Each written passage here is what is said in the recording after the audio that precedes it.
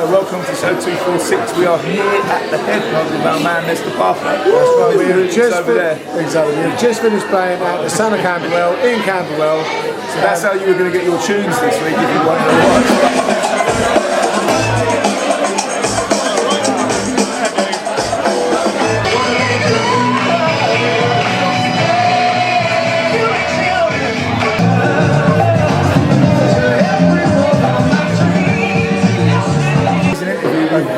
Supreme is our man Mr. Hicks. We've had an excellent night.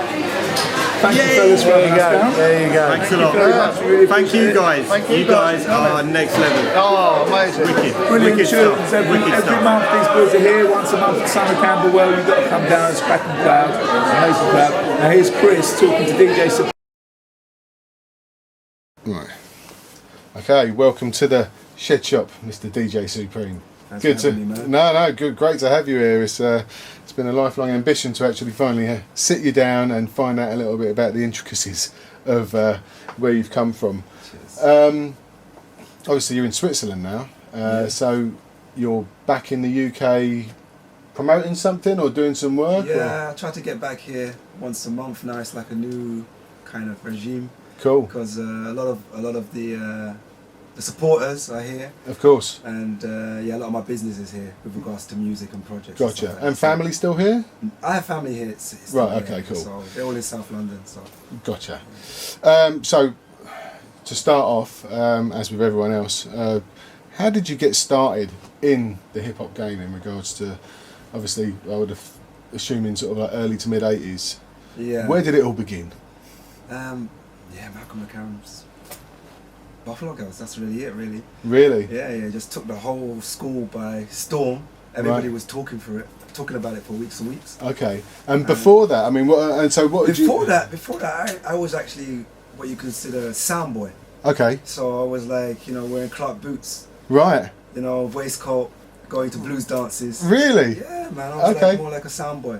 Oh, right. So I used to hang out with my cousin. Yeah. We used to go to like Small Axe, Renegade Sound System. Right. There's a few others as well. Following Tipperary or Champion MC. Sure. All those guys. They used to live like in my area. Right. Around Brookston, Clapham, Stockport, Yeah. those areas. Yeah.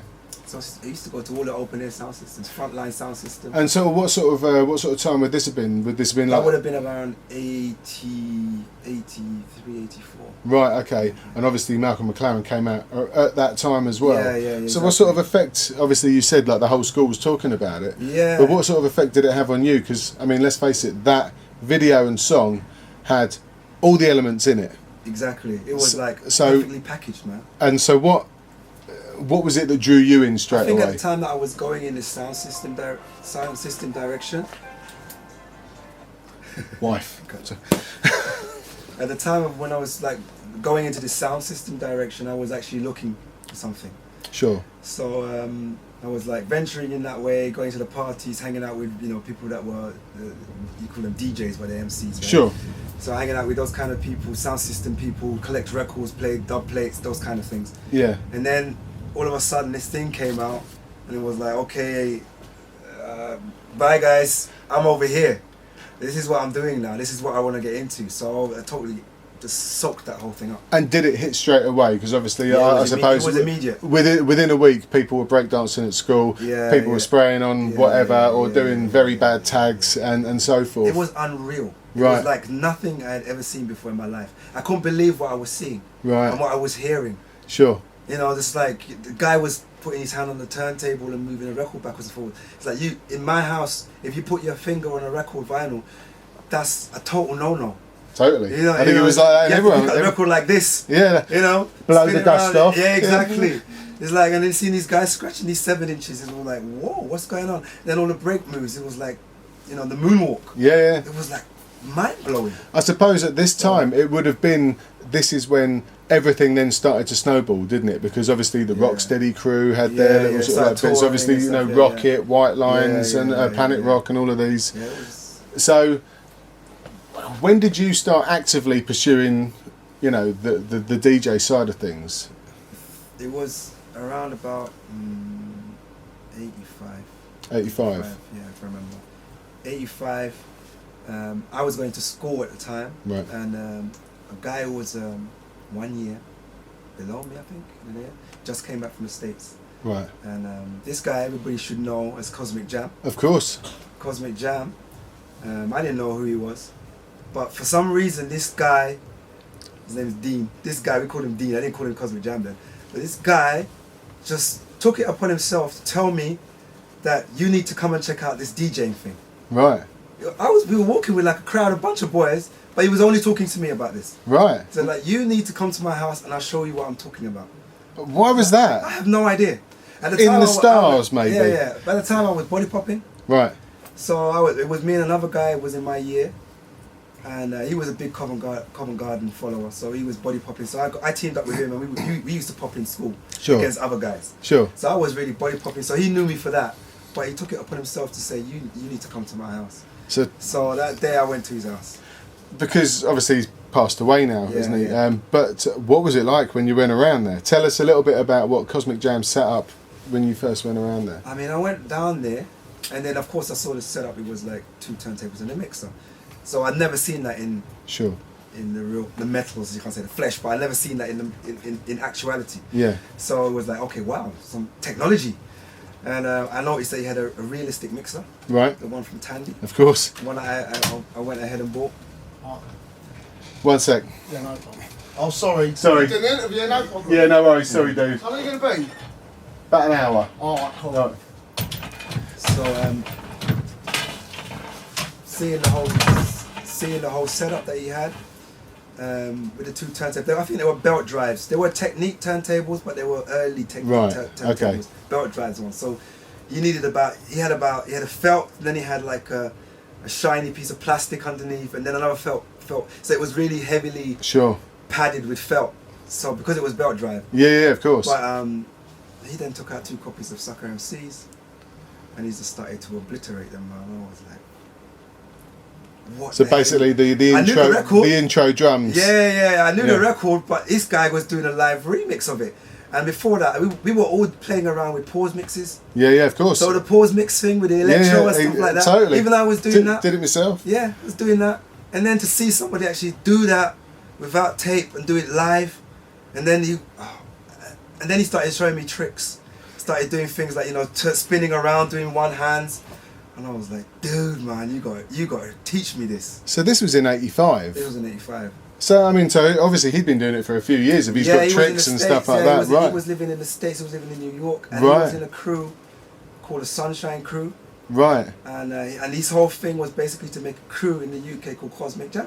right, okay. And Because he he's said- kind of got legendary status as well, Of isn't he? In course, regards man, to because yeah, in my view, he's at from. I'm not saying that he was the only DJ at the time, because you had other DJs. I think Richie Rich was another. of course, yeah, Yeah, there's quite a few other DJs. yeah, yeah, But he, in my view, is like high up in the family tree sure, of DJs, because when I think of all the other DJs that of my generation, Yeah. they all have some link to him or tied to him. they all talk about him. Yeah, They Pro all Muscle, talk. business. Totally, yeah. Just Fingers, to name a few, all of them. Fingers, Yeah. They all have something connected to Yeah. him. And he was a central part of the whole Covent Garden scene. Sure. And I just left before he went off to make his name in Covent Garden. Right. Because Okay. he was a bit of a brash character. Right. Very, very, very confident, super confident, Right. dominant personality. Yeah. He didn't have any. He felt no way to tell you what he thought, Right. Okay. and that kind of irked me. Right. Kind of irked me. So it got on my nerves sometimes. Okay. And that was the issue. Right. That was the issue that I had. But you first had your taste, obviously, watching him Yeah. cutting up sucker MCs. Yeah. So I used to go down there and practice. Okay. We did that for about 6 months. 6 months. So we started a crew called Cosmic Jam, and there was another guy who was MCing. He was called Wiley Coyote, Okay. and we used to just go down Cosmic's house and he used to write his rhymes, and we just cut the breaks, man. Right. And Okay. that's how it all started. And did you ever get? I mean, obviously, you would have got better than Cosmic Jam, but was it noticeable that you actually picked up what you were doing quite It's very quickly? difficult because, of course, I didn't have my own gear. Sure. So the only time I could practice with him Was over his. Yeah, exactly. Right. So I made do with what I could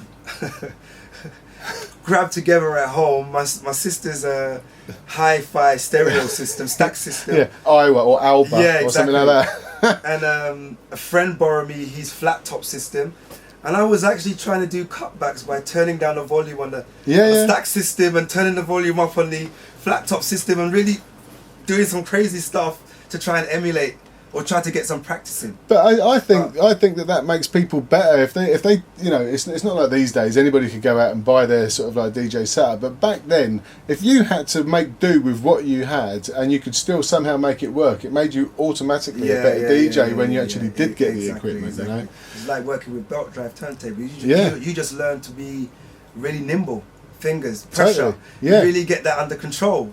I found that when I actually finally did get my Technics, because I had Citronic belt drives before that I couldn't handle it. I wasn't used to it. Weird feeling.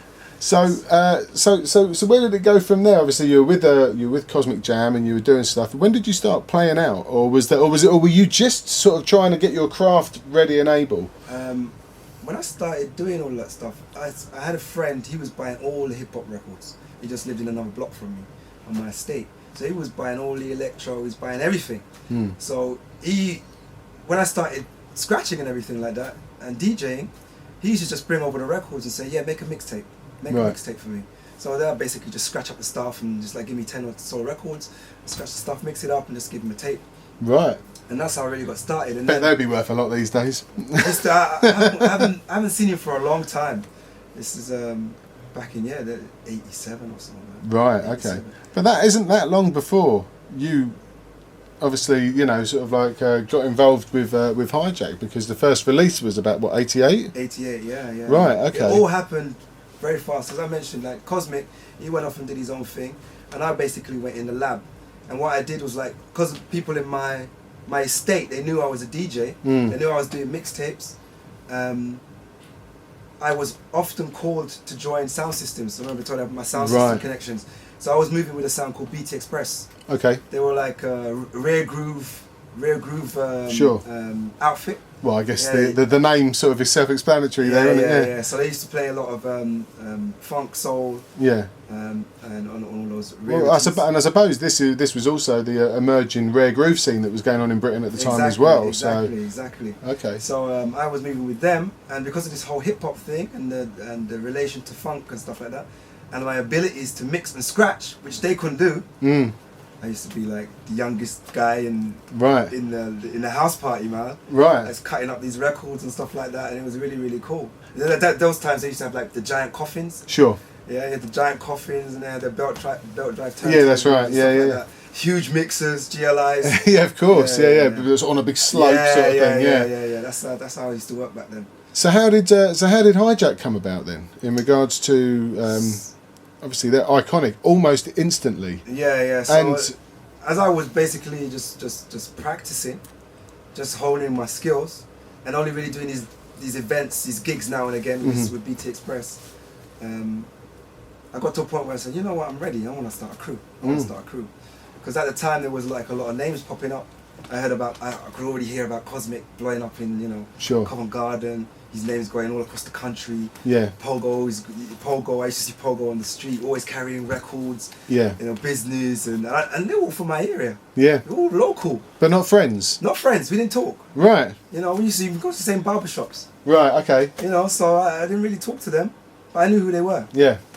And I didn't go out. I didn't go to the events, but I saw the flyers. I saw they were everywhere, man. Yeah. They were everywhere.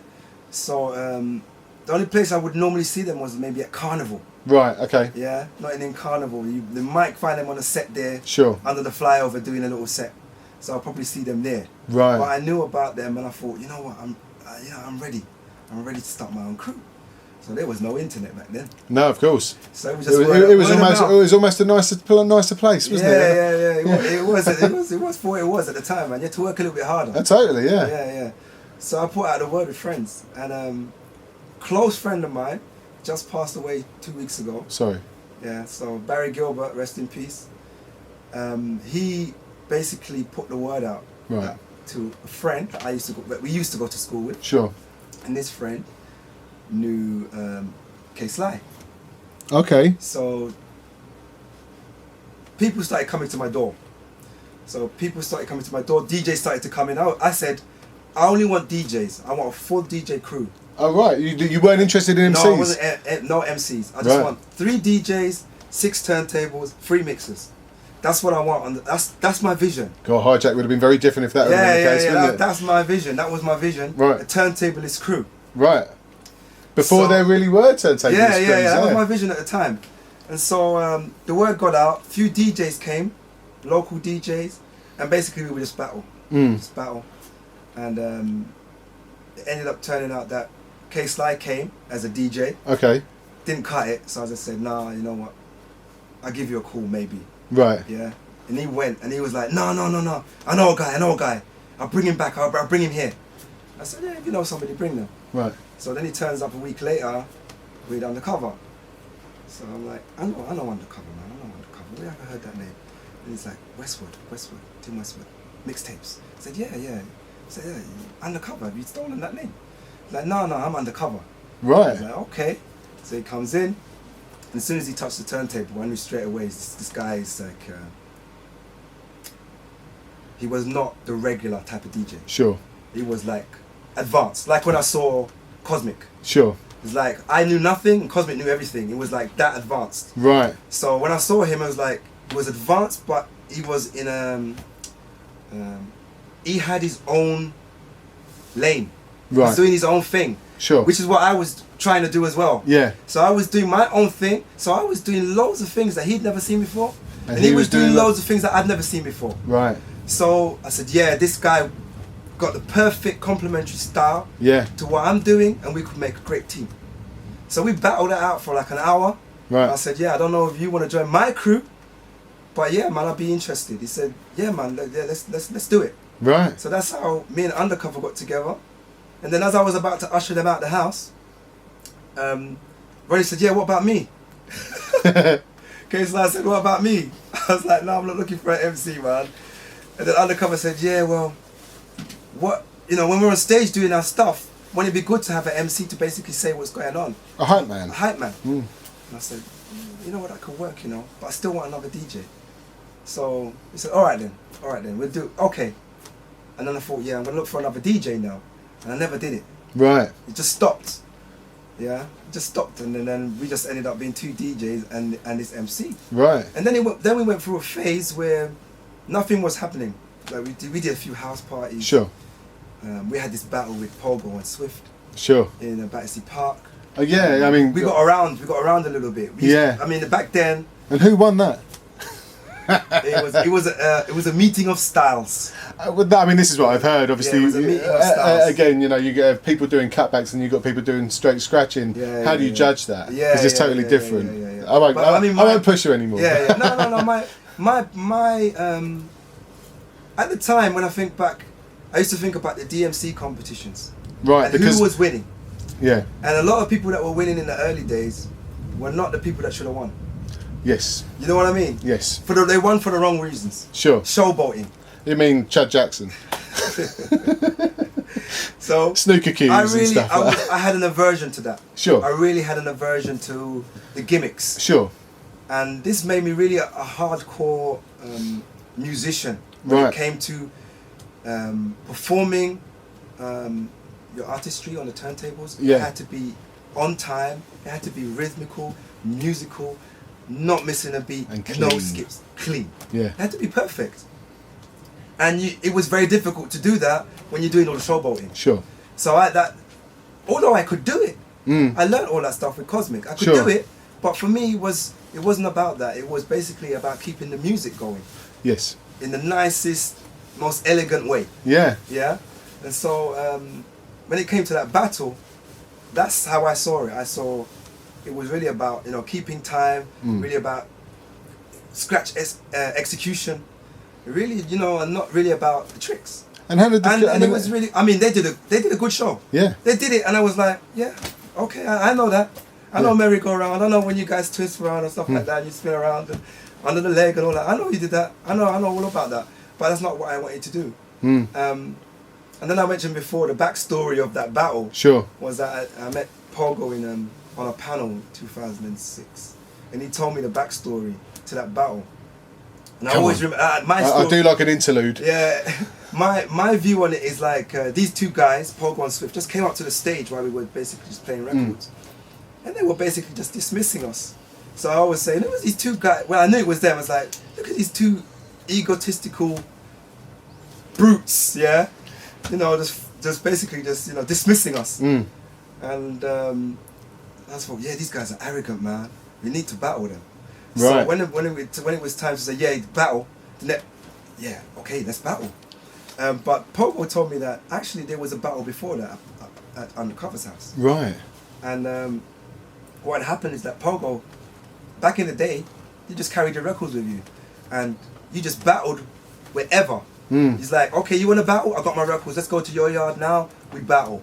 And that's what happened. Pogo went down to Undercover's yard, and there was a battle. And a few people that I heard from said that Pogo basically burned Undercover. Oh right, okay. Yeah. He just killed him on his own set. And that was the thing about it. Sure. You do it on somebody else's set, and then of course there's like the family, the people who are close to you. They say no, it was maybe a draw. Yeah. Don't lie to me. Tell me the truth. But I heard it from other people that were there that Pogo snatched it. Right. And that whole thing, the argument of who won that battle led into the Battersea part. Right, and you were unaware of this? I was unaware of that at the time. Right, okay, so Undercover was just saying, come on. Yeah. You gotta No, try and do I was something up for it. I was up for it because that was part of. That's hip hop. Yeah, of course. Show and prove. That's Yeah. hip hop. You always got to be ready to throw down. Especially if it's in its infancy. This is, this was an organic thing that was just growing in the UK at the time. So this is what happened. I mean, it's like you get into the thing that you. I mean, my motivation was like, you're getting into this thing to bury other people with your skill sets. Yeah. That's like breaking, like course. beatboying. Yeah. You're getting into this thing to bury other people. Well, every aspect of hip hop, you know what I mean? Exactly. Even with the graph, with Burning, the MC and the yeah, lot. exactly, Yeah, exactly. Yeah, exactly. So after the Battersea jam, you Undercover, K-Sly, Yeah. how did it then? Obviously, you've done a few house parties. How Then he came to like a how did you come with the name Hijack, and how did everyone else get involved? Like I said, it was like a quiet point, stagnant point, and I still went off. I went off start and was playing with the sound systems again. Right. And Undercover was at Covent Garden, still I think doing mixtapes on Westwood as well. Right. And K-Sly started doing the radio phoning things. Right. Yeah. And that's what basically sparked the whole thing, him winning the phoning. Right. Okay. I think it was Dave Pearce. Yes, that's right, yeah. So if he won it over the phone, and then he went in Right. and performed. And that sparked a whole buzz Yeah. and we were called Turntable Tricksters back then. Hence the DVD. Yeah. We were called Turntable Which I've got a Tricksters. copy of at home. So the Turntable Tricksters. Shit. We're alright. We're good. You're good.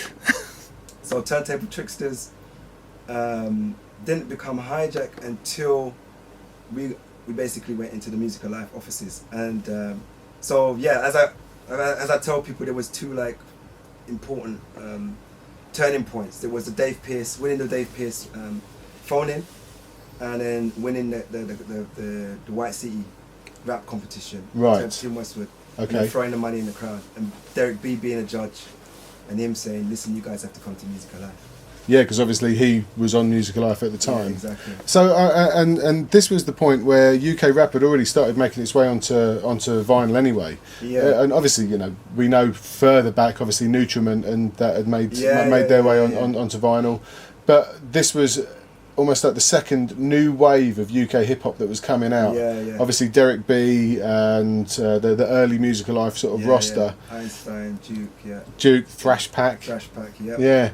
But you guys brought something very different to the table. Yeah. I remember the first time I heard Star Wars, it just blew my tiny socks off. You know what I mean? No, in the sense that it was much more hardcore, aggressive than everything else that had come out before it. I mean, you think of, obviously, Derek B and stuff, great, but they were pop rap almost, in the sense of, where it came out and it was coming out of a certain area. Where did you guys get your sound from? You've gone from 2 DJs and 1 MC who's just won a rap battle. Yeah. Where did this sound come from? This style, which was aggressive, hardcore, sort of beats, rhymes, and articulate scratching as well. Yeah. I think from my view, what was important was the individual talents of everybody in the crew. Right. So at that time when we made Style Wars, the music really wasn't important for me. Right. And it was just one sample and the drum kit from Simon Harris, Yeah. which he had got from Marley Marl. Right. So, Really? or should I say Marley Marl and the Demon Boys. Right. The Demon Boys had a beat pack that Right. Simon Harris had. So you'll hear the North Side Yeah. sounds the same drums as Star Wars. It's funny, you know, because I can actually now still remember that, because you had the just the drum pattern on the B side, didn't you? Yeah. It was brilliant. I loved it. You know, I tried rapping over that. Bad move, but so the Apache, basically we just went and blow your head as well, wasn't it? Just waiting this. It wasn't really a genius idea. It was like, let's use Public Enemy's blow your head, but let's not use their obvious section. Let's use the next 4 bars. Yeah. And it wasn't really a genius idea, but my thing was like, you know what? It doesn't really matter what we scratch over, what we rap over. It's just gonna take out everybody. Right. That was the attitude. It was really elitist, you know. And it's like, for me, it was like, I don't really care. I don't really care about the music. It was only later that I started to care about the music. Sure. Well, at that time, even if you didn't care about the music, it fucking sounded brilliant. Let's face it. I mean, for someone who didn't like the sound, it wasn't bothered about the music. It was awesome. You know, Cheers. great drums. You know, great sort of like sample use, and obviously the MCing and the DJing, like you say though, were the things that were made that tune. And how well received was it when it came out? I mean, you had a picture sleeve. Yeah. Well, that was the condition. Oh really? Fortunately, we were around a few undercovers older than me. Right. And we were already with Ulysses. Okay. And Ulysses was older as well, so we had a little bit of wisdom in the crew. So sure. We saw what wisdom or nasty guys. I say it's older wisdom. They could look at me. I was not, like I said, I wasn't thinking about music. Sure. I was just thinking about my craft. I was really just like blinkers on. Whereas they knew something a little bit. They saw that they'd look at what other people were doing and say, okay, I want that. If Derek B can have a picture sleeve, then I want a picture sleeve. Sure. Whereas I wouldn't have never said that at the age that I was. Because everyone else was just getting the generic musical life, black and red sort of like I things. would never have said that. Yeah. Demon Boys never got a picture sleeve. They never did that. Yeah. So I wouldn't have done that if I was on my own. Sure. So having that a little bit of elder statesman in the crew, sure, they could compare and make those kind of calls. Sure. So that was a good move. That was a good yeah, move. totally. Because it was, as I was having this discussion with you earlier, it was the classic, excellent b-boy pose, just sort of standing there with attitude on the front, with the wall along the side, and then on the back with a bit of graph in the background, wearing the best clothes and still the best trainers. And so obviously Style Wars came out. Instantly there was success. There was a big buzz on the street about it. So how did that feel at the time? You'd gone from being almost like a bedroom DJ, obviously you know, done a few battles and stuff, to then all of a sudden being an important part of what was now, you know, the rap heritage in the UK, or hip hop heritage in the UK. I mean anybody who is taking part in any pillar in hip hop, they really want to make their mark. They really want to be seen, want to be appreciated, respected. And for me, that was an important fundament for me. Sure. So it was all these other guys that were out there doing their thing in Covent Garden, making names for themselves. I wanted to be one of those guys, not only in Covent Garden but on the world stage. Sure. All those DJs from America, people were making records in America. I wanted to see my name next to those guys. I want to see my name next to Cash Money. I want to see my name next to African Mamba. I want to see my name there. Yeah. That's what I was thinking. It was like, okay, it was like out of nowhere, all of a sudden we got a record on the radio. Yeah. And everybody's talking about it. That's right. And for me, it was like, okay, this is like not what I imagined. It was not what I had planned. I thought that record deal was never in my vision. Yeah, never in my view. Peripheral view. It was not there at all. And then all of a sudden you had probably one of the best UK rap singles to come out at that point. Yeah, I mean, I think you could say it was part of a. It was definitely different sounding from everything else. It was. So you could say that it was a turning point. Sure. And it was, and the thing that made it somewhat different, in my opinion, is that the the MC, the rhymes, the clarity, Yeah. what was being said, the scientific level of the Yeah. of the rapping, and then the technicalities of the And would you also, the lyrical content was very different, because up to that point they weren't dissing records on UK. You know, everyone was trying to, well, for one, sound American. Yeah. Two, emulate what was going on. And it was kind of poppy, some of it, and not all of it. You know, there was some great stuff that was coming out, but straight away, rap, when you say your style's hardcore, you know, was almost like a come on then, bring it to us. Proper battle rap. It really was. Yeah, it was a battle record on every level. Yes, definitely. That's you know, that's like, it was our. We've landed. This is the first footprint on the moon, basically. Sure. So it was like, you know, the next step is going to be a flag. Sure. And so when that hit, did you know exactly what you were going to do with Hold No Hostage and Doomsday of Rap? Because that came out, what, about a year later, was it? A year later. Yeah. What made me want to take an interest in the music was that Simon Harris's name was on the vinyl as producer. You can argue it somewhat, because he did basically put the thing together, but how we wanted it put together, the sample was basically our idea. So, right. I mean, it's an age-old issue. Sure. With young guys going into the music business. Of course, they get told what to do. Yeah, exactly. You come with all the talent, and basically they take all the credit. Yeah. So it's like, okay, I was very disappointed with that. Right. So, and then also, as I said, I hadn't taken much of an interest in the music, so I kind of went into a panic mode.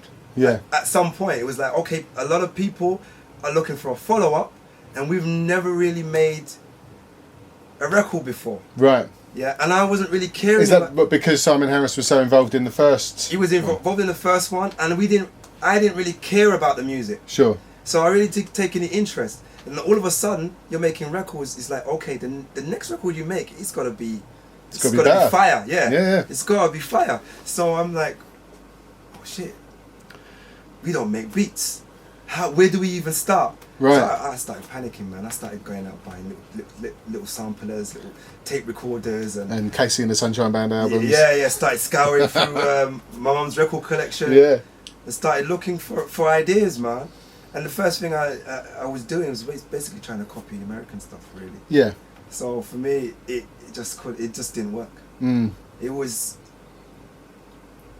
Because when I looked at a lot of British records at the time that were also trying to follow the American model sound. Yeah. It always came across a little bit inferior. Sure. It's never going to be real rugged. We didn't know what equipment they were using.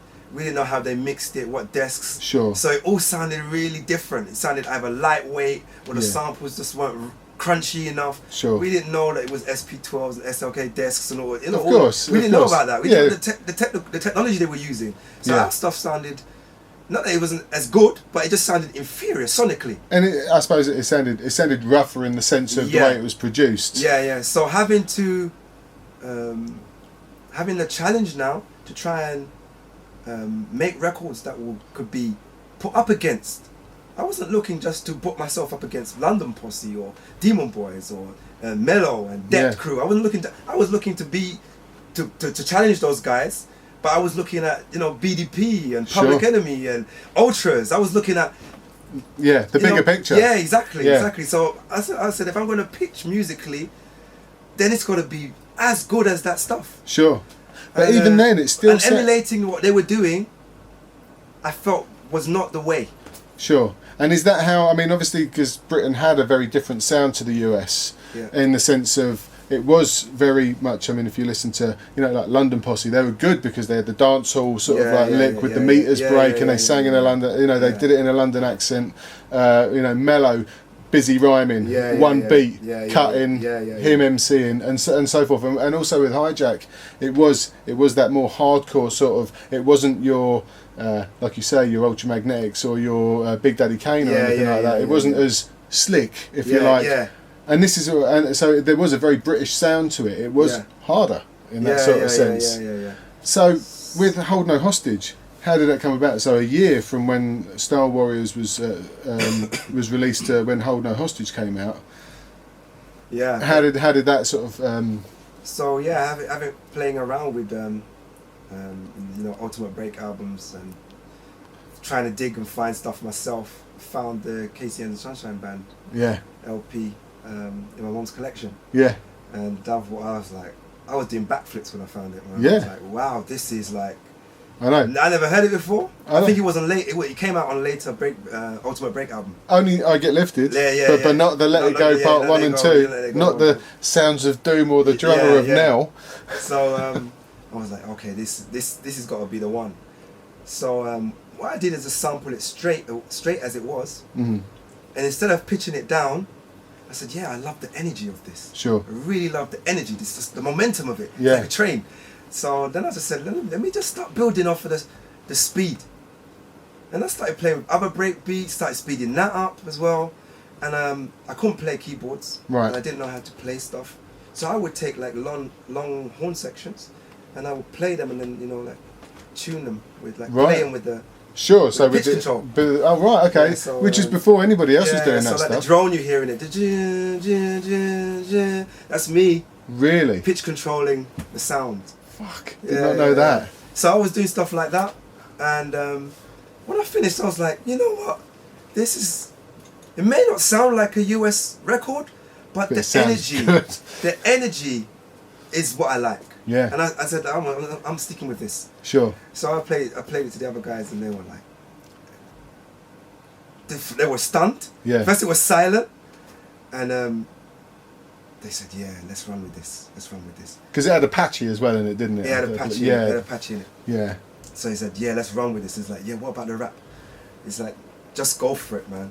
Just go for it. So I think K-Sly had a few bars of a rhyme already, Right. and they just basically just finished it off, man. Just finished it off. For what a follow up. What a follow up. And obviously you had the yin and yang again on the front. Yeah. Which is good because it sort of like gives you as a group almost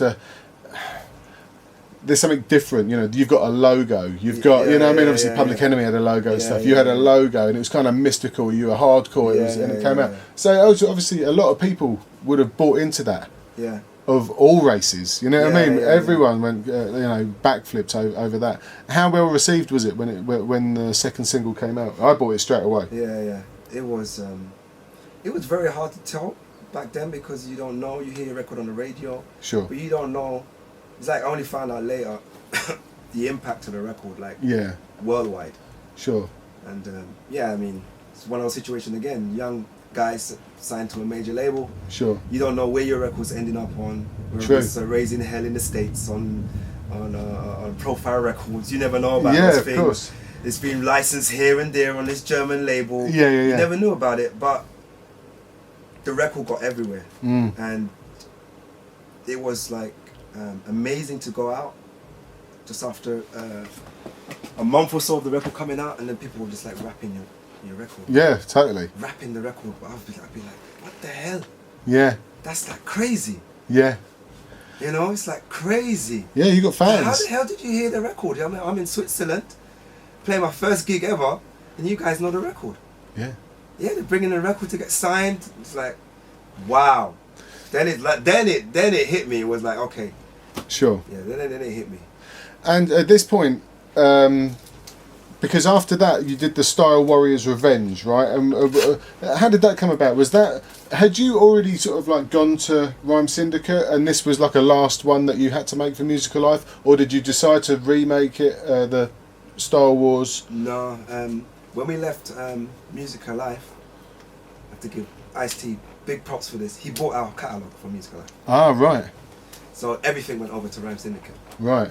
And what happened then was like when we moved to Rhyme Syndicate, we had the whole stalling of the release of the album. And that was basically because of the whole cop killer thing. Right, body Ice-T, count. Yeah, body count. That whole cop killer thing made Ice-T a leper, basically. Right. So everybody was like dropping their relationships with him and stuff like that. So what Ice-T did while the ship was sinking, he basically took all his artists, Everlast, Donald D, us, and he basically found them new homes. Right. So we ended up on Warner's. Right. And that's how we ended up on Warner's. And while all this was going on, the album was being delayed. So that those deals, they're like, you know, they're thick contracts. You don't get No, signed of course. quickly. So it took a year. Album was sitting on the shelf. Because so we made Star Wars Revenge as a stop. Right. Okay. But let's just go back a little bit, because obviously what we haven't talked about is how you got in contact with Ice-T in the first place, and it was because you were warming up for him, wasn't it? When he was playing over here, was that right? No. Or you were warming up for someone. No, it was on Tim Westwood's. Was that what it was? Yeah, Tim Westwood radio show. Right. Okay. It was on Tim Westwood's radio show, and Westwood, one of those rare moments, said, "Yeah, I'm going to play some UK stuff." To Ice-T. Yeah. Right. That's right. And I didn't know he was going to play our record. Right. But he played our record. I was listening to the whole show because I was told that he would play our record. So I was listening to the whole show, and he said, "Yeah, I'm going to play some UK stuff." And then he played Holding On Hostage. And then I could hear, as it cut to the advert, I could hear Ice-T saying, "What? Who the hell are those guys?" I could hear him say that. Yeah. And that was on I think Westwood used to have his show on a Friday night. Yes. Friday night Yeah. then. So Sunday night, me and K Sly went down to White Club to meet Ice-T. Wow. That's Westwood called K Sly, I think, or Undercover, I can't remember. And K Sly called me, said, "Yeah, let's go down to White Club to meet Ice-T."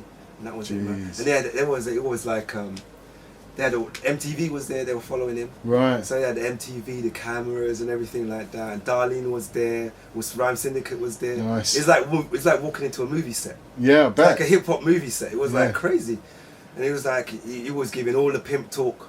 Yeah. You know, he's got that slick, smooth shit that he speaks. Totally. He's like, "Yeah, you guys coming to the States, I'm gonna, you know, you're gonna sign to me, you're not gonna blow," all that talk. He had all that talk, and I was like, you know what? Yeah, this could work. Yeah. For me, this could work. Well, yeah, not what I planned. It's where you wanted to go, though. Yeah, you know, going up against sort of like the US artists and stuff. It's not what, yeah, exactly. This is the platform that we need to be on for the exposure that we're seeking. Yeah. So it was a brilliant opportunity, man. Brilliant opportunity. And so from then, did he then buy out your catalogue from Music Alive? When the whole deal went down, basically just done everything there. I think his lawyer was based in the UK. Right, because obviously, fairly quickly, you had the Bad Man Is Robin. That was the first release. First release on Rhyme Syndicate, wasn't it? Yeah. And then obviously the Cop Killer stuff. But again, you know, third single and a killer single. Heavily sampled now. You know, everyone's using the acapella, all of that sort of stuff. So how did it feel? Did it feel very different being on a? Well, I mean, did you relocate to the States at any point? No. So you were still based over here, but you were based over here, still living in a council flat. Nothing changed. No, of course nothing not. really changed. The only thing that changed was money. Right. Okay. So we got money. It was like, a lot of people asked me what was I doing before, and I was still fairly young. I was self-employed. Right. I used to work from home. I was into IT. Sure. So I had time to do music. Yeah. So I already had a salary coming in. Yeah. So when it all started, I said, you know what, I'm just gonna leave that and do this. So I had a bit of money in my hands now. I could buy kit out my studio at home, and basically just go to work to making an album. Right. So it was, nothing really changed. Maybe the pressure changed. Sure. Pressure changed. Like, now you got an album. Now you got to make 13, 14 tracks. And now you're known as well. You can't just walk down the street. And, then you've got to follow up on what you've done. Which was good. Which I think what Hijack did well was follow up well. You know, you didn't have any. You didn't have any crap. You didn't have any fillers that sort of I'm not. I put that down to my. I have very stringent quality control. Oh, I can imagine. Even now today. Yeah. I don't really. If my heart, my soul, is not 100% in what I'm doing, then it doesn't come out. Sure. It's got to be correct on every level. Sure. From the production, the mixing, the mastering, the vocal, how it's done, how it's executed. Yeah. Everything has to be perfect. Sure. I just got it in my head a certain way, and if it's not reaching that watermark, then it doesn't come out. No. So that was the challenge that I had. I have these really high quality standards with time pressure. Sure.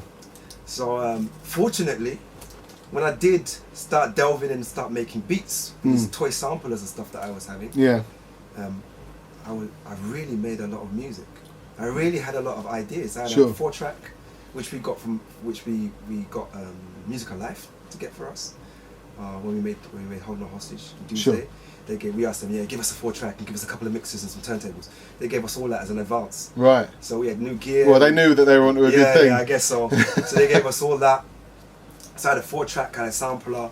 Toy, not real sampler, but it allowed me to put ideas together. You could get your loops down, so you knew in your head what was going to sound like. So even then, when I was making Hold On Hostage Doomsday and playing around with a lot of music, I'd done a lot of the groundwork for the album, because I had lots of ideas that I go back and say, let me develop that. Sure. Let me develop this. Let me see where I can go with this, and I really was able to deliver the album quickly. So how long before its release was the album made? The album was done in 91. 91, and it came out, what, 92, 93? Actually, it was done in 90. Right. It was delivered end of 90. Right. Yeah. And it got delayed for a year. Came out in 92. 92, that's right. I remember when it came out. Because, obviously, on Hold No Hostage, there's, from the forthcoming album, The Horns of Jericho, and we had to wait years for it to come out, you know what I mean? But but the album's interesting because obviously you had live musicians on it. You had like a drummer on some of the tracks, didn't you? You know what I mean, and things like that. So it was, and some of the songs were more pitched down. They weren't all of the. You had your hardcore stuff like Airwave Hijack, you know, Phantom of the Opera and Burial Proceedings, you know, at the end there. Yeah. But there was quite a few sort of like lower down sort of. Yeah. Were they made specifically for the American market, like Daddy Rich and stuff like that? It wasn't intentional. No. I think it was more an expression of range. Right. I suppose you could. Yeah. If you have an album, you can't just have 10 up tempo sort of. Yeah, exactly. I think there was. I had ideas that were. If I think of like Don't Go With Strangers, for example. Which is kind of like a Scorsese kind of James Bondy type. Well, it's got a Shirley Bassey sample. Yeah. Theme going through it. Yeah. And for me, it was like, it's true to the Hijack kind of energy. Yeah. But not up tempo. Sure. Still dark. It's got very dark elements in it. The pervert with previous convictions. Exactly. So for me, it was the perfect. Style to complement the more aggressive Shogun's Assassin and all this other stuff. Hold On Hostage. It was the perfect way to do it. And then I think of I Had to Serve You. Yeah, brilliant track. Yeah. That's going back to my reggae roots. I played the bass on that. Right. So for me, it was like just I went back and took everything that how I could express myself. Sure. Whether I could play guitar, whether I could play bass, whether I could play a little bit keyboard. Sure. I tried to express it in a kind of like Hijack Supreme kind of way. Sure. Reinterpret the sound. Yeah.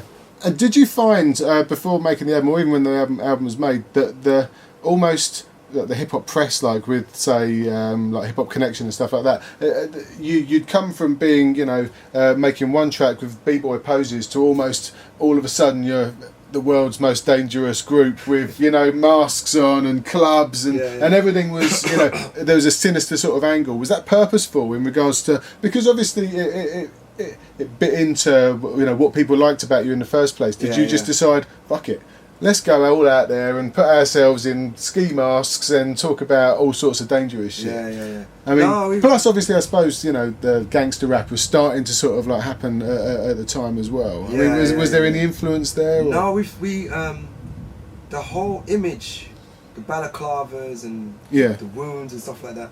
I think we kind of all came to the conclusion after we started to do shows.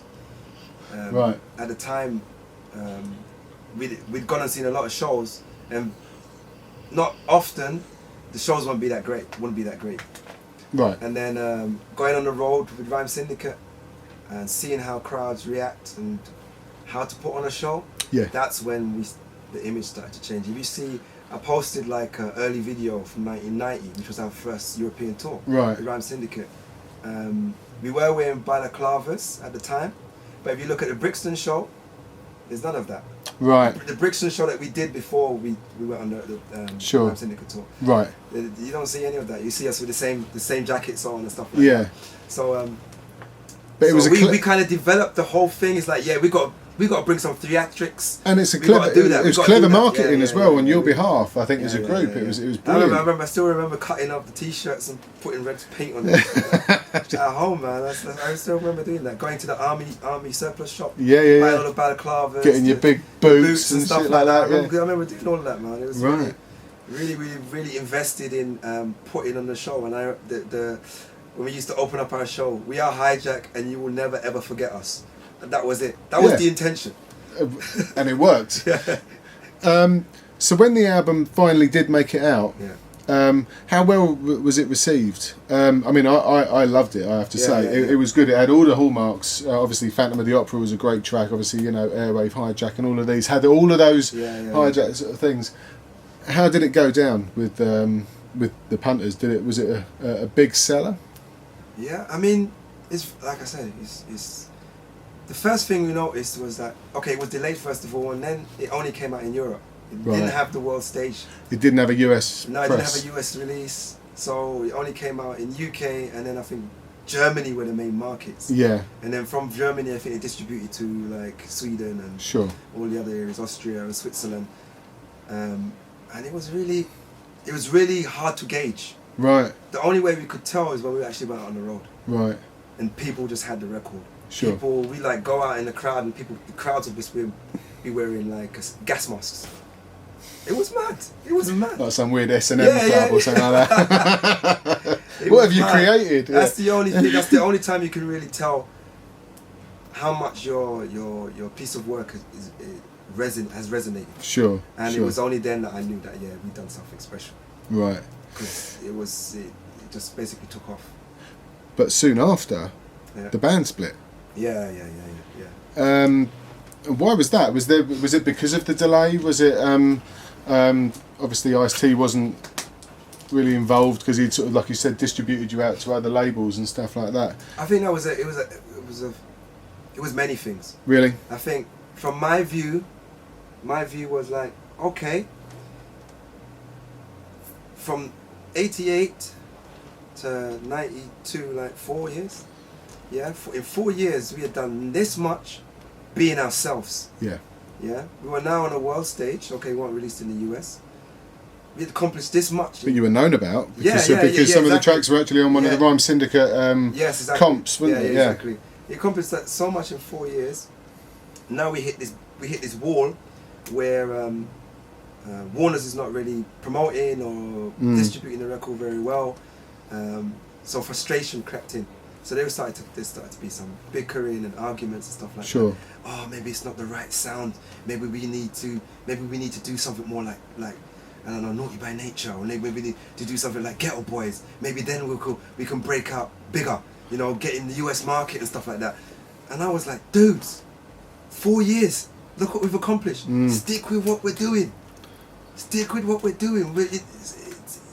It must have been. It must fail. It must It have can't been. fail. It must have been quite difficult, I suppose, also because hip hop had changed. By '92, you had your De La Souls, your Tribe Called Quest, so a lot of the hip hop had Yeah. actually slowed down. Yeah. Whereas in the UK, the music had gone away from, say, a lot of the British rap. You guys were still on the top of your game, but there was drum and bass around the corner. There was all of these different sounds that were coming out. Yeah. Because it had slowed down in the States, England decided to go Yeah, elsewhere and yeah, look for yeah, their yeah. speed in Yeah, regards yeah, to yeah, yeah. rave, drum and bass, and all of this sort of stuff. Trip hop and all that kind of Yeah, stuff. exactly.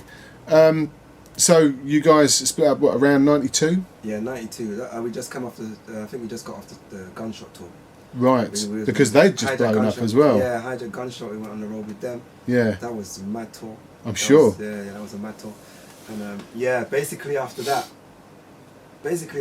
it was just like personalities, and it just didn't work, man. It just didn't work. And I thought about it.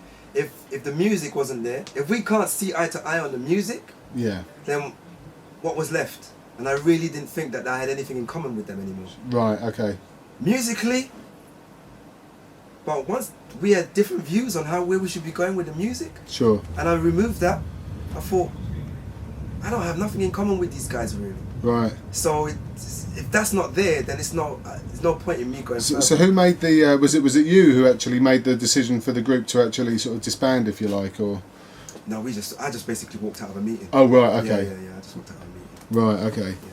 But then, obviously, there's. I mean, you got the other thing as well. It's also that was probably the straw, the camel that brought the straw back for them anyway. A lot of people were like interested in the sound. Right. So I had people knocking on the door. It's like, yeah, you're gonna make tracks. I even had KLF knocking on my door. Really? Yeah, I even had KLF knocking on my door. We need that production. Right. So it was excluding the rest of the band. So then I suppose so you were being recognised as a producer, not only as the DJ. Yeah. Right. So that didn't sit well with them at all. No. It didn't sit well with them. So that whole thing of trying to tie me down as well, that bothered me. Sure. That bothered me. I was with it at one point, and even to the point where it's like, I remember having a conversation. It's like, produced and mixed by Hijack. I said, no, I produced it. Put my name there. No, Right. that shows disunity. Let's put Hijack there. I was like, no, it should be my name. So when Catch 22 was produced by Hijack, that was you. Yeah. Yeah.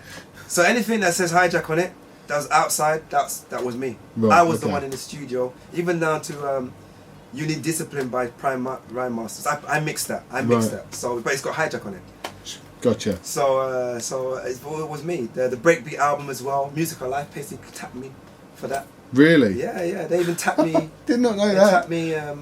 Was it 3 years ago to do remix of Burial Proceedings? Right. So, yeah, I mean, when that all started happening, I was like, okay, no, you shouldn't do this and you should do this. I was like, okay, I'm not happy anymore. I was happy doing music and I was not happy anymore. Sure. So it just didn't make sense to go on. And I basically just walked away from the whole thing. Went back to college, did all that. Right. Civilian life, that was it. Right. So, in the 90s, you guys had split up, Yeah. and I'm guessing not amicably. No. And it was, what, about 96 when... Was it split completely? Was it you and the rest of Hijack? Yeah. So I basically just walked away from it. right, okay. So there was no one who was your ally left in that group whatsoever. If you talk about allies and stuff, if you think about the whole family, the HQ, Right. then So the Ice Pick. they're all my family. They're all Right. those are the guys when I come to London. Those are the guys I ride with. So Sure. Okay. all those guys are them Yeah. like blood brothers for me, man. Well, I'm still hanging with them. That 12 is also probably one of the Yeah, favourites yeah. as well. Burial Proceedings. I love that. That's so amazing. they're still around. We'll talk about it later, but I just made a record with Ice Pick now. So that's We shall talk about it. Yes. So just made a record with him, and so they're all corralled around me and they're helping me to try and Sure. pull this whole thing together. So Cool. Yeah. Which is an interesting, I suppose. I mean, we'll come to this later, but obviously you've got certain people in Hijack who are doing stuff on one side and you're doing stuff, and then there's a tangle about who owns the rights to the name and all of that sort of stuff. But anyway, in the 90s, so the Reservoir Records, it was basically a re-release of Horns of Jericho, but with instrumental tracks and added tracks as well, and scratched versions of... Yeah. Was that you or was that Undercover? Doing the sort of the cuts on the Hold No Hostage and stuff like that, the different versions. I haven't heard it. Oh really? Yeah, I haven't heard it. Okay. So it's possible. I've not heard the album. Okay. All right. So I wasn't aware that it was any different from what they did. Was different was they released the instrumental, so all my beats were basically released. Okay. So I think there's some cuts on top of some of it, and there was some scratch versions and a few songs that weren't on the original album, I believe, or different takes. Shogun's Assassin. Yeah, that's right. Yeah. That's the only one, and there was Don't Go With Strangers. There's two Right. mixes. Right. Okay. And I Had to Serve You. There's two mixes. That's right. Yeah. Okay, so you didn't have anything to do with the actual sort of like release of that. The only thing I was doing was like Ice Pick was still kind of running, Mm. and he wanted to bring out records, so I Sure. kind of like just supported him. So I Right. gave him some music, and Dad was like present in the studio to mix stuff, and that's how the Backbone Records thing started. Right. And so we kind of like, I kind of got sucked back in that way in about 96, Right. 97. And Because there was a little bit of a wilderness years in the 90s in regards to UK hip hop. You had stuff that was coming out, but again, it had gone you had a very new under. generation. You had a new generation that had basically gone took it very underground. very underground and a lot slower. Yeah. But then with the resurgence of, I suppose, almost like hip hop culture, b-boy culture, with obviously in '96 you had the first b-boy championships in the UK again after like a 10-year sort of like hiatus, if you like. Yeah. And so I think the attention started sort of coming up, and people wanted a bit of speed in their hip hop again and stuff like that. I would mention as well the mixtape, HD mixtape. How that ties into the new. Yeah. Cool. Yeah. In 2000. Yeah. Tell us about Qbert. So I'm in London in my flat. I think I was getting ready to move and leave for good to Switzerland. Right.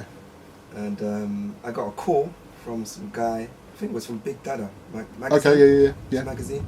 He said, yeah, I just did an interview with Qbert, and I told him that I got your number and I know you, because we had an interview for them earlier. Sure. And he said, he's really keen to get in touch with you, man. I was like, yeah, I heard of Qbert, man. I heard his stuff that he done. Well, yeah, the scratch pickings, yeah. So I said, yeah, okay, yeah, cool. So he says, yeah, I'm gonna give him the number. He's gonna call you. So like, I don't know, like 5 minutes later.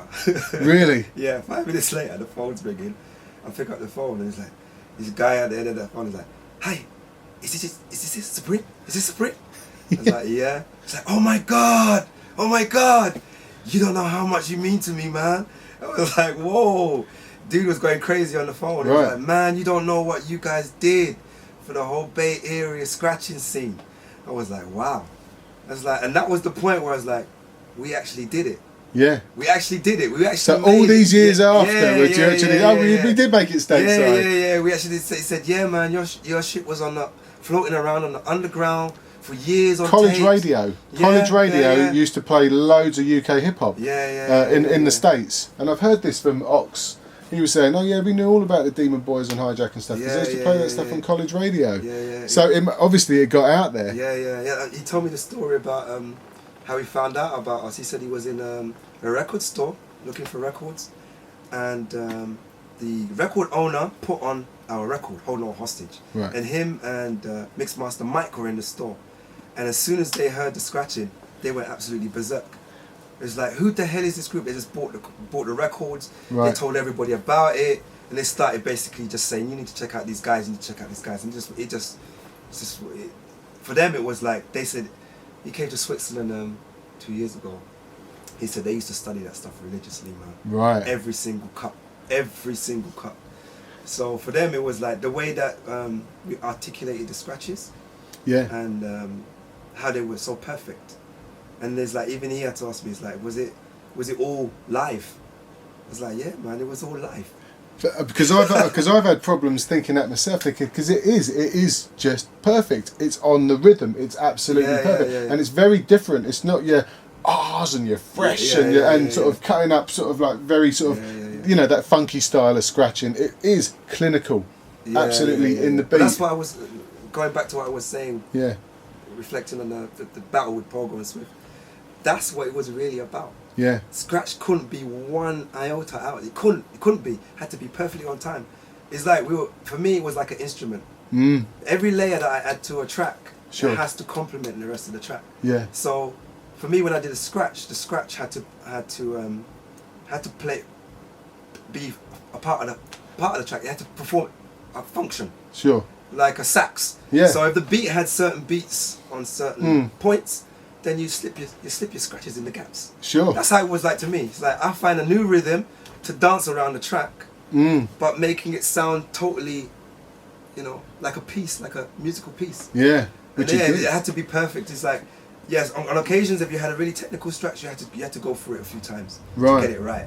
But do you think that's there the were beauty of being in the studio. but do you think that there were other guys? I mean, obviously there weren't, because you were kind of the first to do that. And if Qbert's calling you up and getting you to get a scratch con in San Francisco to sort of like say that and saying this is the guy who actually did Yeah, it for yeah, me. yeah, I mean, yeah. that's quite an accolade, isn't it? Yeah, Really. that was a great moment, man. I'm sure I, it was. Like I said, it's like, yeah, they finally heard us. Yeah. And it's like, for me, it was like, okay, we're known in Europe and, you know, not so many people. Now to know that we're known all over the world, man. Sure. As far as Sure. Australia, all the way to the West Coast, Oh, tell you everything, what. man. Yeah, It's yeah, yeah. Brazil, Africa, it's crazy. It's crazy. So for me, it's like, to get invited to go and do that, he basically just said, yeah, you got to come. It's like, Yeah. everybody's going to be there. You know? And And then he told me, yeah, Cash Money's going to be there. I was like, okay, that's my idol. I got to go and meet Cash Money. So I went there. Well, you know, he's a personal friend of mine, you know. That was a selling point for me, man. That was a selling point for me. Yeah, yeah, yeah. I'll tell you what, you and Cash Money doing something, that would be awesome, wouldn't it? Imagine that. I can make it happen, I reckon. With Daniel's permission, obviously. So, I mean, after sort of, you know, 2000, there was obviously, you know, your wilderness years, if you like, and in 2000, you're there, you're meeting up all of it with all of these, you know, this new generation of turntablists, if you like, and Yeah, Scratchcon and Qbert. I mean, let's face it, the guy is a genius on the Yeah, turntables. yeah. So did that sort of kickstart you into doing stuff again in regards to sort of like production or something? No, it didn't. Actually. No? It didn't. I was like, You're that was happy. like, You're in Switzerland. You know, you know when you get those accolades of like, eating you know, chocolate. Yeah, you know those accolades like, you know, when they commemorate you for your Sure. what you've given to the artistry. Sure. Yeah, So one of those you're like awards. Michael Caine being Yeah. ushered out on stage. You're, For contributions to turntablism. I was like, yeah, that's how it was yeah, kind of. I could kind have of been in a viewed it. wheelchair. Yeah, You know? I kind of viewed it that way. It was like, it was not a spark, but there was, after that, a lot of people Right. hitting me up. So I had people in New York contacting me and said, yeah, we got to do a scratch album. Okay. Stuff like that. So things started to move, but I wasn't really actively involved. I Right. went to the States, I spent a month there, living in one of those attic apartments. with, Okay. like, just surrounded by DJs, they got a studio there, Right. doing beats. Whereabouts and was stuff like this? that. That was in New York, Brooklyn. Okay. Brooklyn area. Right. So I was there with all the Yoga Frog and all those guys. Okay. Like 7 DJs living in a Right. So yeah, that was a good experience. That was just after, that was 2001, and out of that came the Wrist album. Yeah. And I did that with Aliosity. So I went from New York all the way to, where was I living? San Francisco. Right. So I went all the way from there. I went West Coast and went and finished off the album. And then did a few bits and pieces for the album when I got back to Switzerland. Right. So yeah, basically an album came out of that. Sure. Just from the interest Yeah. after ScratchCon. So yeah. Right. Yeah. And now here we are. Obviously, I mean, that was 17 years ago. Could you believe it? Yeah, 17 years ago, man. Daniel was very young then. Yeah. But obviously, but you've started making tunes again. You've had a few releases and they've been excellent, I might add. Yeah, totally. Thanks. Obviously, we got. Well, I've got one here. No, that's not it. The Supreme Legacy with Son of Noise, and then obviously Qbert on the flip of that. Yeah. How did this come about? Did you? What was the? I think it really started in 2014, Right. 2013, late 2013, 2014. What happened in my retired civilian life? I got a call from a guy in the States saying, yeah, someone just paid £800 for body snatchers online. I was like, what? He said, Yeah. Have you thought about releasing that? And I was like, I got one. Not an original. Yeah, I got a re-release. It's like £800 for a white label. I was like, wow, that's incredible. And he said, have you thought about releasing it? Because it never got an official release. Yeah. And I thought, you know what? I've got the DAT at home. I'm not doing anything. Let me just send it to this guy. He can release it. I said, as long as you make me look over the artwork, label work, everything. As long as it's got my approval. Because it was nice. There were coloured vinyls and all that sort of As long stuff. as it's got my approval before it goes out, then you can do what you want. Sure. That's how detached I was from it. Yeah. So then he released that, and then what had happened? And then people were starting to hound me. It's like, okay, why are you not doing music anymore? Yeah. It's like, why are you not doing any music anymore? I was like, it's not. It's in the past. It's in the past. You didn't And fancy getting into UK garage or anything? So it's in the past. And then the guy said to me, this was insane with Beth actually. Yeah. He said, dude, man, you should never have put that down, man. You don't know what talent you've wasted. And then that really resonated with me. It really resonated with me. That was like, it was like, damn, I put the phone down, I was paused for like a couple of minutes. Yeah. And I was like, okay. I got something to think about now. Yeah. So I really want to put it down. I had no turntable set up at home, no vinyls displayed. Yeah, I got 2 kids. They don't even know anything about this. This is 2013. So in 2013, you got 2 kids. I got 2 kids. They know nothing about my history, nothing about videos or What? tours. They know nothing. I've got a 1-year-old and a 5-year-old. They know everything, and I've done sod all. They know nothing. So the first thing I do is I bring out my 2 turntables. Right. And they're like, what the hell is that? They know that, they know iPads, iPods and stuff Yeah, like that. yeah. What is that? And show them a piece of vinyl. What is that? You know, and Let I me start show you pulling what out I all can my do with this. Yeah, I start pulling out all my news clippings, and they were like, they're totally freaking out. How old are your kids? 10 and 7. Jesus Christ. So yeah, they're totally freaking out, and then I decided, in a family meeting, that I would come out of retirement. Right. Yeah. It's a family meeting, and we decided, yeah, okay, we're gonna do this, but this is what I'm gonna do. So you've gone from being dad to super dad. To my kids, yeah. Yeah, to your kids. Oh yeah, well, not to me. Yeah. That would be wrong. So basically, then I thought about what I wanted to do. So I said, okay, if I'm gonna do this, then I want to have like I'm thinking 2-3 years ahead. What do I want to achieve? Where did I leave off? And what do I want to be doing? So I started buying myself all the new. I started researching what gear people are using now, and what samplers and stuff like this. I knew what I was using in the past, so I still want to use that. Do I want to get onto new technology and stuff like this? Use the old stuff, man. I think I know, it gives you that crunch. I know. But the thing is, like, I had this view that if I took total control of every element of the sound through mix to mastering, then I could make it sound how I wanted it to sound. Sure. You know, you can get your 950s sound dope, your SP12 sound dope, but you can use like a Mac out the box. But if you know what you're doing, you can make that shit sound grimy as well. Yeah.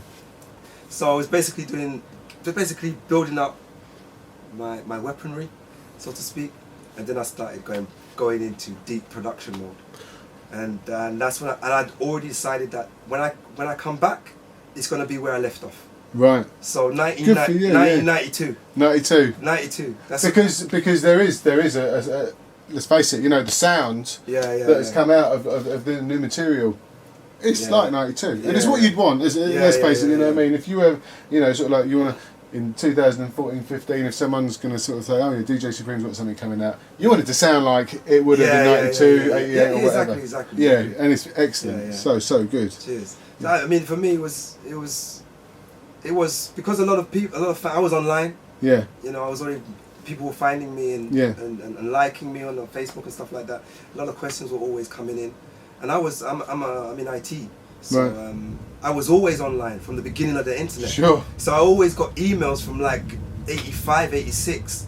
You know, Supreme, what are you doing now? I had a website in 86. You know, a lot of people didn't even know how to set up a website. No. I could program my own websites, and I was online in the early days of internet. So a lot of people were telling me, well, you need to, they were hounding me for years. And it was only 2013 that I thought, this is time to do it. Yeah, totally. And doing the Supreme Legacy thing was to make a point as well. It's like 20 years later, a whole new generation, a whole new sound. But still very much loved by an awful lot of people. You know, so you know, it's never gonna be. Yeah, and the surprising thing about it is the way it's taken off. The way it's taken off, it's like 67,000 views now, and 32,000 views on the remix. And it's like almost 100,000 views. It's like crazy for the sound and for the people that are involved. It's like nobody knows us. Yeah. And I could never. You could say it was a small community of Britcore lovers, but it's more than that. And it's not just Britcore. It's hip hop. It's hip hop. Yeah. To see the response, even as far as the States, you got guys. What's his name? Stone. Yeah, East Stone. East Stone, yeah, Right, East yeah, Stone. yeah. You got guys in the States like The commentary and The guy who won the competition. yeah, and the guy in San Jose or wherever. Yeah. They're going crazy over the track. It's like almost a repeat of what happened in 1990. Yeah. It's a repeat. It's just exactly the same thing, and it makes me feel so good that I was right. Stick to what you know. Yeah. Stick to what you know. Stick to your guns. Don't follow. Build your own lane and walk that straight path. Yeah. As long as your heart and your mind is behind it, you can't fail, man. At least if you do fail, at least you did what you wanted. You set out to do. Totally. You know. And had your scratches got sloppy? Since There was a point. Since walking away, I mean, obviously, you know, it's quite a long time. It's, you know, over 20 years until you sort of like started getting back into the studio and doing stuff. I mean, did you find it was like riding a bike? Yeah, it was. Right. Yeah. It was. It would have been, You still, there's certain skills you still keep. Of course, the execution is a bit sloppy. Mm. And then I was at this point. I was like, okay, the scratches are really all technical now. Mm. Really all technical. There's different ways you can execute them, twiddles and crabs and Yeah. you know, all this kind of stuff. And I thought the same thing again with the scratches. It's like, do I really want to do all this new technical stuff, Yeah. or do I want to stick to what I know? Because when I look at a Jazzy Jeff, he's not doing all that stuff. No. He's doing what he's known for. Yeah. So I said, okay, I stick to what I'm known for. Yeah. And I'm known for these fluttery type scratches. Yeah. High tempo type That's scratches. right. So I stick to that. So those are the scratches that I practice. I don't Yeah. practice any of the new stuff. Yeah. And it probably, yeah, you'd almost feel cheated if there was a crab in a DJ Supreme sort of thing, wouldn't you? You know. Excellent. So what's next? Obviously, you know, you've had some releases. What's on the horizon? Now I just finished a track with the Ice Pick. So the Ice Pick is just recorded. Yeah. Just recorded a new track called Arctic, and then I've done a new track, a follow-up single with Son of Noise. Right. It's called Adrenaline. So I hope to shoot the videos for those in the next couple of months. Brilliant. One in Switzerland, bringing the boys over to Switzerland. Right. Gonna shoot over there, and yeah, there's a couple other potential projects on the horizon. Right. A lot has happened with my sound as well. You know, although I'm kind of, the Supreme Legacy is really what the title is. Sure. It's really harking back to the mark that was made. Yeah. Without you on really the getting the scene. recognition. Yeah, the Yeah. mark that was made. So that's really paying homage and really ramming the point home. Yeah. With that sound and that style. Then you know straight away it's like, okay. Yeah. That basically Hijack was your sound. Basically. Right. Basically. So there's a few other projects that I'm working on. Blade is also in the pipeline. Oh, right, okay. Yeah, Blade is in the pipeline. Who else? Mellow. Tough. Too Tough. Right. Yeah. So there's a few projects in the pipeline. Donald D as well.